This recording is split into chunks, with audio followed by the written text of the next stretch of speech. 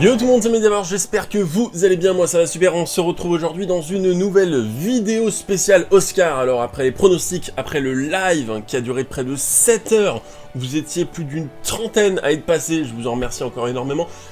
Cette vidéo, vous l'avez compris, c'est une vidéo résultat. Alors j'ai regardé les Oscars en live, comme je vous ai dit, mon gage c'était qu'à chaque fois que je me trompais, je mangeais un petit nuggets avec beaucoup de sauce piquante ou du wasabi, et je peux vous dire que j'ai morflé parce que mes pronostics, il y a des bons pronostics et il y a des mauvais pronostics, hein. Franchement, vous étiez assez là pour me le rappeler qu'il fallait les manger. Il y a des surprises. Il y a des films que je n'aurais jamais imaginé voir passer. Il y a des films où des catégories où des personnes ont gagné, où je suis, même si moi je n'ai pas gagné, je suis super content. On va en parler après. Il y a eu des petits shows sympas, on a eu une performance de Eminem de Lose Yourself qui était vraiment trop stylée. Et donc c'est le moment des résultats qui sont, ma foi, assez différents, mais dans l'ensemble, à peu près comme moi j'avais imaginé. Dans la catégorie meilleure musique, on avait donc Joker, Little Woman, Marriage Story, 1917 et Star Wars The Rise of the Skywalker. Et moi j'avais voté pour 1917 et j'avais dit que l'Académie le donnerait à Star Wars The Rise of the Skywalker parce que c'est Disney. Finalement, Disney, ABC, l'a donné, l'Académie des Oscars l'a donné à Joker. Alors oui, effectivement, la musique, je l'ai réécouté, la musique est pas mal du tout. Maintenant, moi je trouvais vraiment que la bande originale était plus intéressante du côté de 1917. Je trouvais que Thomas Newman avait donné une meilleure bande originale. Après, bon, les goûts et les couleurs. Donc voilà. On passe maintenant à meilleure photographie. Meilleure photographie, on avait Irishman, Joker, 1917, Once Upon a Time in Hollywood et The Lighthouse. Je pensais que l'Académie allait donner son Oscar à The Lighthouse parce que on avait des ombres, parce que c'était en noir et blanc, parce que voilà, c'était très film à Oscar. Finalement, je suis assez content, mon pronostic c'était 1917 et l'Académie l'a donné à 1917 et plus particulièrement à Roger Deakins, et j'avais dit à quel point j'étais fan de la composition photographique, de la direction photographique de Roger Deakins, donc ça me fait très plaisir que l'Académie des Oscars l'ait refilé à ce mec parce qu'il avait vraiment fait un travail extraordinaire, que ce soit sur 1917 mais également sur Jared, également sur Skyfall. Voilà, c'est un mec qui a vraiment une patte artistique, on reconnaît vraiment son travail et ça me fait plaisir parce que d'après ce que je peux comprendre, il a été nommé beaucoup de fois mais il n'a pas gagné beaucoup d'Oscars. Je crois que c'est son deuxième ou troisième, je crois, peut-être que je dis des conneries mais en tout cas c'est pas son premier. Alors maintenant, catégorie meilleur montage, on avait donc Ford vs Ferrari, on avait Irishman, Jojo Rabbit et Joker. J'avais dit, vous verrez, ils vont le donner soit à Irishman, en tout cas ça c'était mon pronostic, et l'Académie, j'avais dit, ils vont le donner à Jojo Rabbit. Finalement, ils l'ont donné à Ford v Ferrari, qui ne vole pas non plus son Oscar. Effectivement, le montage est assez intéressant. Maintenant, c'est assez compliqué pour moi de juger le montage d'un film. Oui ou non, c'est bon. Bon, voilà, moi j'aurais mis Irishman parce que je trouvais que le montage était plus intéressant que Ford vs Ferrari, même si ça n'enlève en rien à la qualité de ce film que j'ai beaucoup aimé. Petit pincement au cœur parce que j'aurais bien aimé que Irishman reparte avec sa statuette de meilleur montage parce que je trouvais qu'il n'aurait pas démérité, quoi. On passe maintenant au meilleur décor. C'est pour moi la catégorie où je me suis dit, l'Académie, moi-même, on est d'accord, c'est 1917. On a des décors, ils ont refait des tranchées, ils ont refait un No Man's Land, ils ont fait des putains de décors gigantesques, des villes en ruine, tous ces trucs-là. Eh ben non, c'est l'Académie, finalement, les Oscars 2020, qui lui donnent à Once Upon a Time in Hollywood. Effectivement, les décors sont beaux, on revient dans les années 60 et on reprend le Los Angeles des années 60, le Hollywood des années 60, et c'est ça qui plaît en fait. Ce qu'il faut savoir, c'est que ça plaît parce que voilà, c'est Hollywood des années 60, mais pas parce que les décors sont très intéressants, mais parce que voilà, c'est le Hollywood, les Oscars, ça se passe à Hollywood. Je suis sûr qu'on aurait eu la même catégorie en Angleterre ou autre part en Amérique, je ne sais pas, peut-être à New York, j'en sais rien. Il l'aurait donné à 1917. Je trouve que cet Oscar de meilleur décor totalement volé par Once Upon a Time in Hollywood. Je pense même qu'il a été donné à Once Upon a Time in Hollywood parce qu'il savait très bien qu'il n'en aurait pas 36 millions. On passe maintenant à la catégorie meilleurs effets spéciaux. C'est une autre catégorie de vol total, regardez bien. Avenger Endgame pour meilleurs effets spéciaux, Irishman, également Le Roi Lion, 1917, et Star Wars The Rise of the Skywalker. J'avais dit, vous allez voir, moi je le mets à Irishman, la catégorie le mettra au Roi Lion, parce que les effets spéciaux du Roi Lion étaient très impressionnants, il avait vraiment développé quelque chose de fou.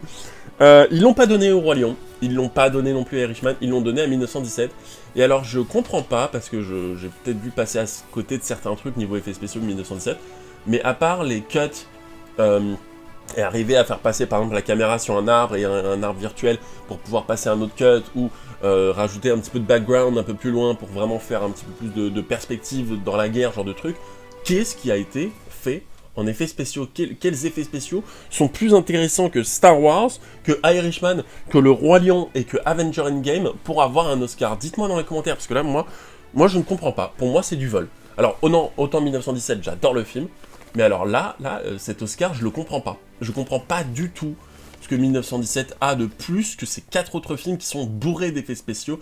Rise of Skywalker, c'est un truc genre 3000 ou 4000 plans d'effets spéciaux. Avenger Endgame, j'en parle pas, c'est un truc genre 3000.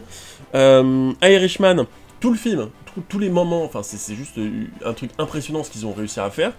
Et le Roi Lion, pareil, enfin encore une fois, on n'aime pas le film, mais niveau effets spéciaux, c'est le must. Au Roi Lion à la limite, mais vraiment pas à 1917, quoi. Je comprends vraiment pas. Alors, meilleur maquillage maintenant, j'avais dit donc Scandale, j'avais dit Joker, Jodie, Maleficent, donc Maléfique, et 1917. Moi, j'avais voté pour Joker, pour le masque, pour vraiment le maquillage du Joker, tous ces trucs-là, et la façon dont il change à travers le film au début, puis à la fin. Et j'avais dit que l'Académie donnerait sûrement à Scandale. Donc j'ai perdu. C'est vrai que le travail qui a été fait sur le maquillage des comédiennes, sur le maquillage des actrices de Charlize Theron, pour qu'elles ressemblent vraiment à Nicole Kidman, qu'elles ressemblent vraiment aux présentatrices TV de la Fox, c'est vrai que c'est très impressionnant. On passe maintenant à la meilleure chanson. Moi personnellement j'avais voté pour Stand Up de Harriet, et j'avais dit vous verrez l'Académie va le donner à Frozen 2. Finalement, ils l'ont donné à Elton John, bon, parce que c'est Elton John, et parce que c'est une superstar, et parce qu'il est vieux, je pense. Parce que je trouve pas que sa performance, et en tout cas sa musique, même si c'est une musique originale, et toutes les autres sont des musiques originales, je trouvais vraiment qu'Harriet, pour le coup, était plus intéressante. Il y avait vraiment une recherche dans les mots, dans la création de la musique, et la performance de l'actrice principale qui joue donc dedans, et qui donc chante. Cynthia Erivo était beaucoup plus intéressante, beaucoup plus impressionnante que celle de Elton John. Mais bon, voilà, c'est Elton John, donc on va le donner à Sir Elton John.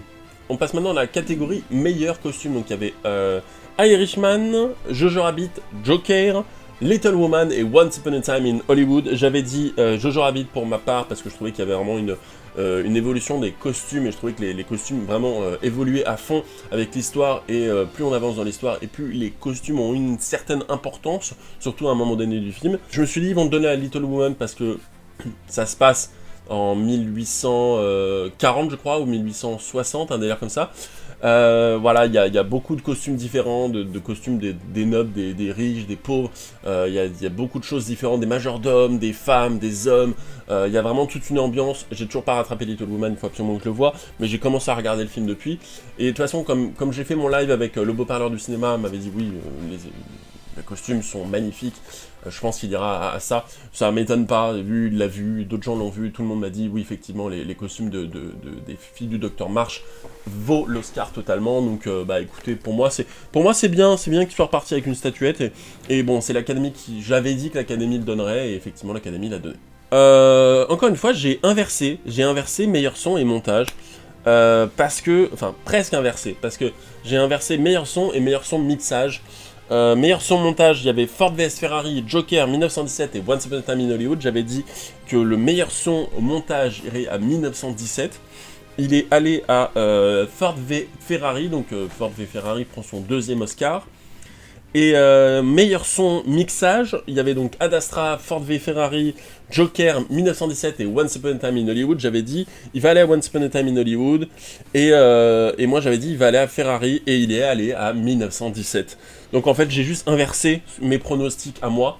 Voilà, donc forcément c'est à partir du moment où j'inverse, c'est compliqué en fait, le mixage son et le montage son, c'est assez compliqué. J'ai l'impression que tout le monde se trompe, que ce soit Durandal, Clapman, d'autres gens, tout le monde se trompe tout le temps sur ce truc. Alors faut vraiment qu'on nous explique ce que c'est, parce que moi j'ai vraiment du mal à comprendre.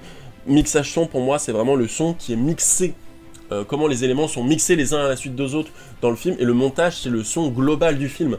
Mais ouais, d'accord, bah alors c'est inversé, mais en tout cas, j'avais dit donc 1917, et c'est 1917 qu'il a eu en face, enfin en mixage, et donc le montage son, c'est donc Ford v Ferrari, que j'avais donc placé pour l'autre catégorie.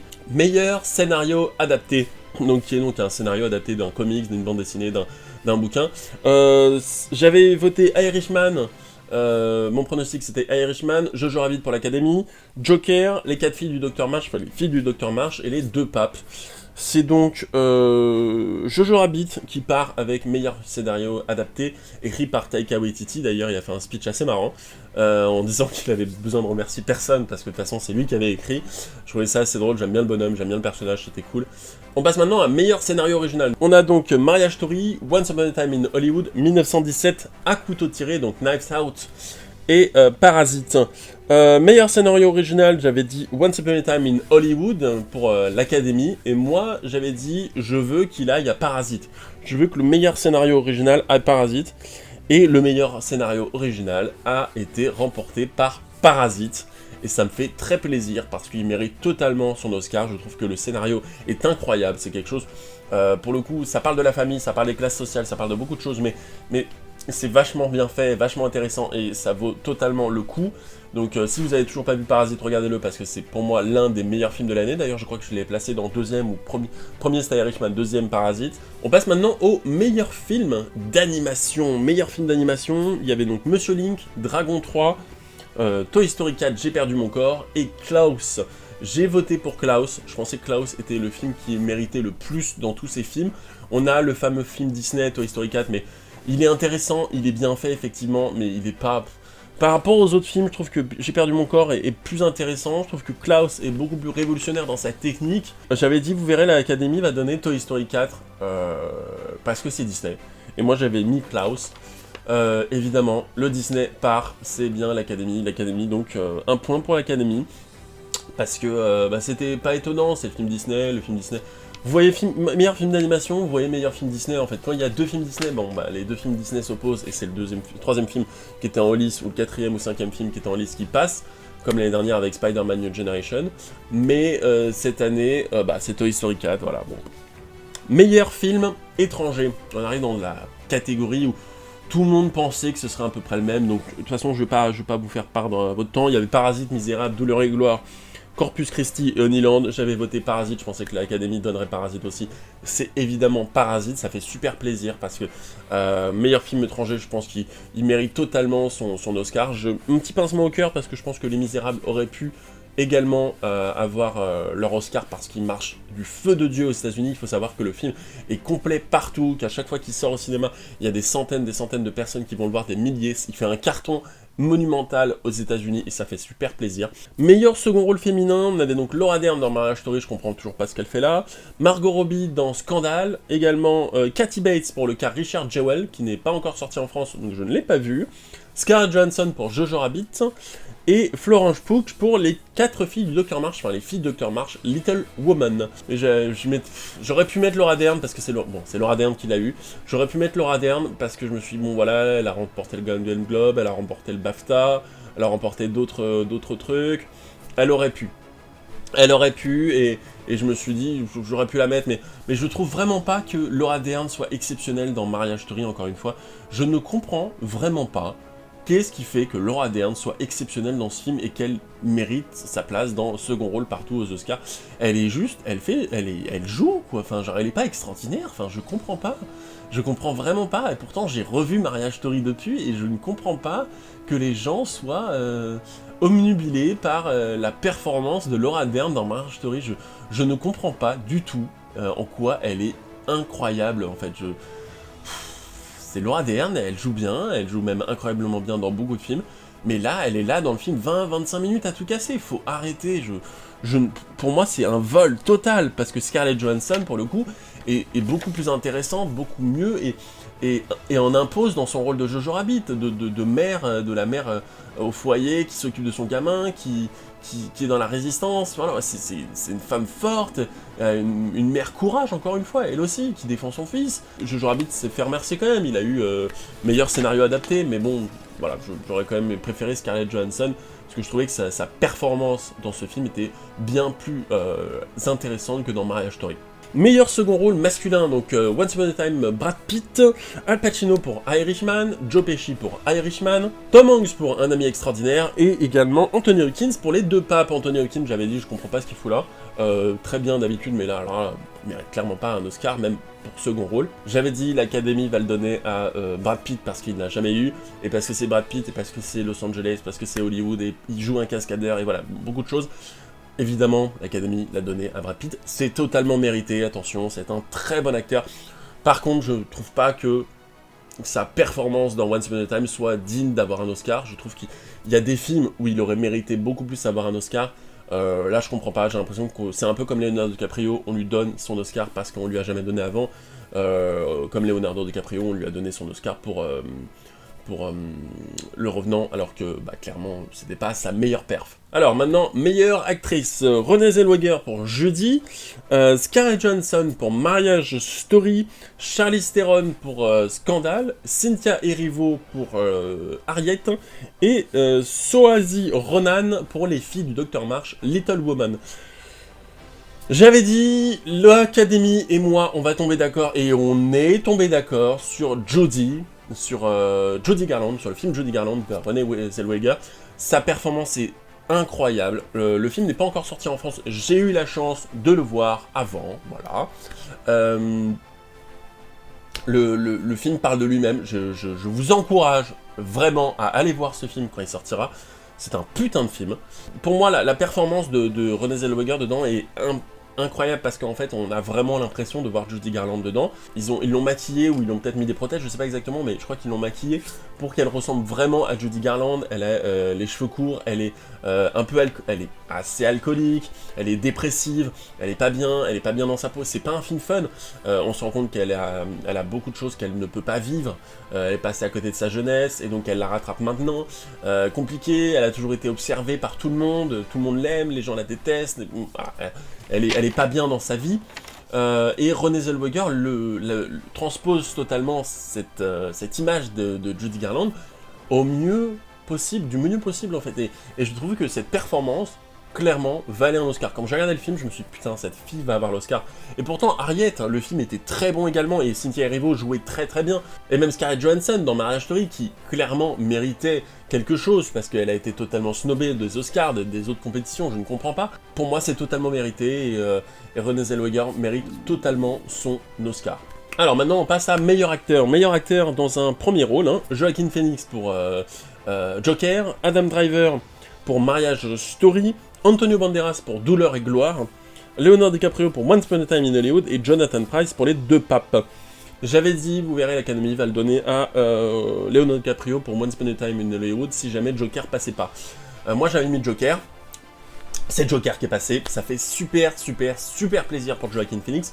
Il a fait un espèce de discours très intéressant sur le véganisme et sur tous ces trucs-là. Je l'ai trouvé un peu, pas cringe, mais j'ai trouvé qu'il y avait un petit moment où j'étais un peu gêné. Je me suis j'ai l'impression que la salle est pas très réceptive à ce qu'il dit. Mais en tout cas, c'était un beau discours. La fin est très émouvante. La fin, quand il parle de son frère, c'est très émouvant également. Ça peut être perçu comme un peu chiant, un peu forceur. Mais c'est bien, c'est un mec qui utilise sa notoriété à bon escient. J'avais été totalement transcendé par son jeu d'acteur, par ce qu'il proposait. C'est une autre facette du Joker, c'est une facette que je ne connaissais pas, peut-être dans les bouquins, mais c'est une facette que moi, en tout cas, je ne connaissais pas, et ça m'a fait plaisir de la découvrir. Donc en tout cas, je suis très content pour Joaquin Phoenix, il mérite totalement son Oscar. On passe maintenant à meilleur réalisateur, et là, ça a été une vraie surprise. J'espérais que Sam Mendes allait remporter son Oscar pour meilleur réalisateur. C'est pas 1917 qui a gagné, voilà. Vous l'avez tous vu, c'est Bong Joon-ho qui a gagné meilleur réalisateur, ça me fait énormément plaisir pour lui. C'est une vraie surprise, lui aussi était très surpris de l'avoir gagné, il a quand même gagné meilleur scénario adapté, meilleur film étranger, meilleur réalisateur, c'est quand même impressionnant, ça me fait super plaisir pour lui. Scorsese, totalement boudé des Oscars, et d'ailleurs, petit truc très sympa, il y a Bong Joon-ho à un moment donné, il a cité Martin Scorsese pendant son discours de remerciement, et tout le monde a fait une standing ovation sur Martin Scorsese, et on sent qu'il y a du respect mutuel entre ces deux réalisateurs, et ça c'est juste beau. Parasite, ça fait très plaisir. Et meilleur film, on avait donc 1917, Irishman, Le Mans 66, Jojo Rabbit, Joker, Little Woman, Parasite, Once Upon a Time in Hollywood et Marriage Story. J'avais dit 1917 et j'avais dit, vous verrez, l'Académie va donner à 1917 aussi. Je suis heureux comme un gosse. Franchement, j'ai eu les larmes aux yeux pendant le live. Et là, rien d'y penser, ça me fout un truc aussi. L'Oscar du meilleur film 2020 est attribué à Parasite. C'est la première fois qu'un film étranger gagne meilleur film en 92 éditions des Oscars. C'est un truc totalement incroyable. Parasite était clairement l'un des meilleurs films de l'année, et ça donne envie à des films français, à des films comme... regardez, Misérable, c'était un film qui était classé en meilleur film étranger. Imaginez, il aurait gagné meilleur film tout court, un film français, ça aurait été incroyable. Donc ça fait du bien, ça fait plaisir, et ça donne de la motivation aux films qui sont européens, des films chinois, ce que vous voulez, de potentiellement gagner des Oscars. On parle de... Nos Parasite a gagné meilleur film dans les Oscars, mais il a gagné aussi la Palme d'Or à Cannes en juin l'année dernière. C'est un film qui vaut le coup, c'est un film que je vous conseille. C'était une cérémonie assez intéressante pour moi, c'était la première fois que je faisais un live en direct. Vous avez été plus ou moins nombreux, on va dire plus ou moins. J'étais un peu fatigué vers la fin, donc j'étais un peu moins sur le chat, j'étais un peu moins à discuter avec vous, j'étais un peu plus sur mon téléphone à tweeter les trucs. C'était un peu nul, mais bon voilà, c'est pour ça que je vous ai pas mis d'extrait comme certains ont fait.